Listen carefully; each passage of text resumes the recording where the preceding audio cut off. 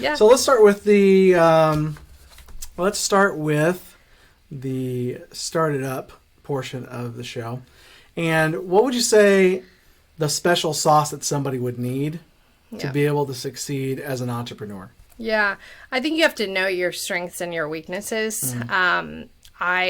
As I've grown and matured in my business career, have more so leaned on knowing my weaknesses than knowing my strengths.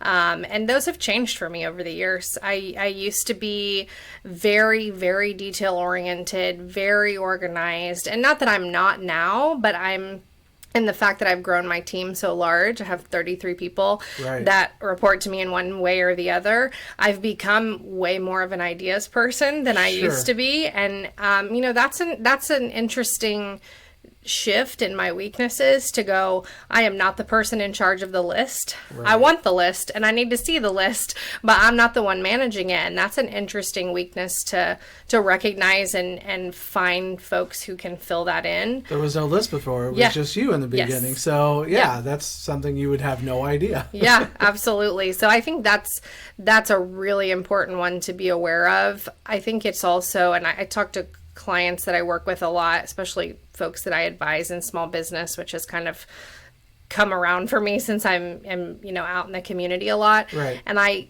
just tell people to recognize which hat they're wearing. I read a book called The E-Myth. If you haven't read it, read it. It's the best. I tell all small business owners they need it. You've got to recognize which hat you're wearing and which hat you got to take off, right? So what you can farm out to folks and what's most important for you.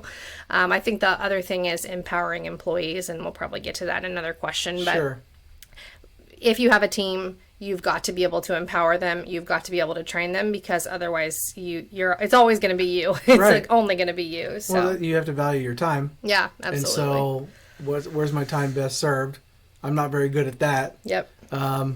Who can do it for $5 on Fiverr? Yeah. I mean, it's true. In all honesty, it can be done very cheaply. Yep. But some things can't. Yeah. And if you're letting that cat out of the bag, yep, things are running rampant and you don't have any control. So you have to figure out what's going to work best for you. It's very good. Let's talk about customer service. Yeah. There's needs or concerns there.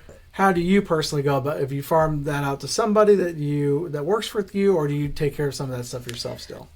For sure, I take care of it myself if I'm there and can. I would say that something that people compliment me on a lot is the empowerment of my employees to take care of things, because I spend so much time training. I spend so much time teaching my employees my expectations for our business, my expectations for our customers. Something that I think people don't often pay attention to is that I have expectations for the way my customers should act. Sure. I do not take well to customers who are unreasonable, customers who are treating us poorly for no reason. And thankfully, we don't have those situations often, but we mess up, we make mistakes. Sure. And, I teach my employees, take responsibility if it's our fault, explain what happened, be completely honest, and handle it. And I think, people compliment me a lot because anybody in my business can handle any customer service situation. Usually, if they're asking to speak to the owner, I would say more often than not, they're looking to ruffle feathers more than to ruffle feathers or to vent more than have their problem fixed, because my employees are so empowered to fix whatever the issue might be right then and there. Typically, if I get involved, it's either something really bad, and that doesn't have to not happen often, or it's just that they don't feel like they want to be heard. They feel like they want to tell somebody else. Sure.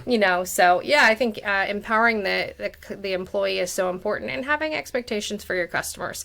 I have fired customers. I was just about to ask you that. Absolutely. You have to. Yeah. Yeah. I mean, there becomes a point where it's like the respect that I have for my team is more important than that person's dollar when they cross toxic. A line. Yeah. It's absolutely toxic for the attitude of your employees. Yeah, I mean, it creates a great morale when I can stand up to a person and go, "You're not going to treat us that way. No, nothing is that bad to treat us that poorly. Right. And if it is, find someone else to provide the service." Sure. And somebody probably will. Yeah, that's right. But that's right. No thanks. Yeah, exactly.